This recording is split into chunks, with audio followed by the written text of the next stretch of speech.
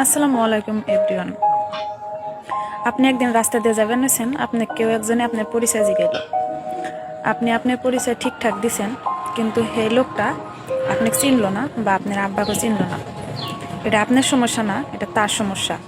তাই বিলে এই না যে নেক্সট একদিন কোনবা মানুষে আপনার পরিচয় জিগানের, আপনার বাপের পরিচয় না দিয়া, আপনি যেমন ধরেন বংশে একজন ফেমাস আছে যাকে সবাই চেনে, তার পরিচয় দিলেন যে আমি অমুকের ভাগ্নি বা আমি অমুকের বাস্তি, আমি অমুকের শালি, এরম করে দিবেন না।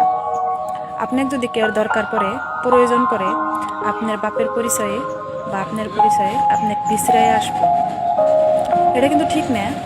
যে নিজের বাপে মানুষে চেনে না বা নিজের বাপের কর্মসংস্থান খুব ছোট, যার জন্য সে ফেমাস হওয়া পারে নাই, তার পরিচয়টা না দিয়া যে অলরেডি ফেমাস, তার পরিচয় দিয়ে নিজেকে মানুষের সামনে প্রেজেন্ট করবেন, এটা ঠিক না। আমার মতে ঠিক না, আপনাদের মতে কার কার মতে ঠিক না, এটা আমাকে জানাইবেন।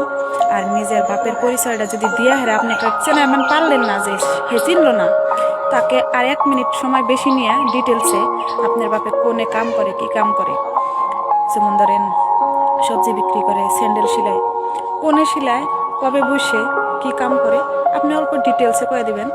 আপনি যদি কোনো মানুষের হাসাই দরকার পড়ে, আপনি সময় নিয়ে বিশ্রাইয়া আপনার পরিচয় বা আপনার বাপের পরিচয় আপনি বিশ্রায় আসবো।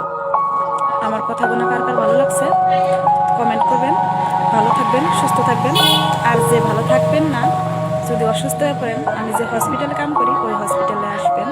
আলহামদুলিল্লাহ, বাই।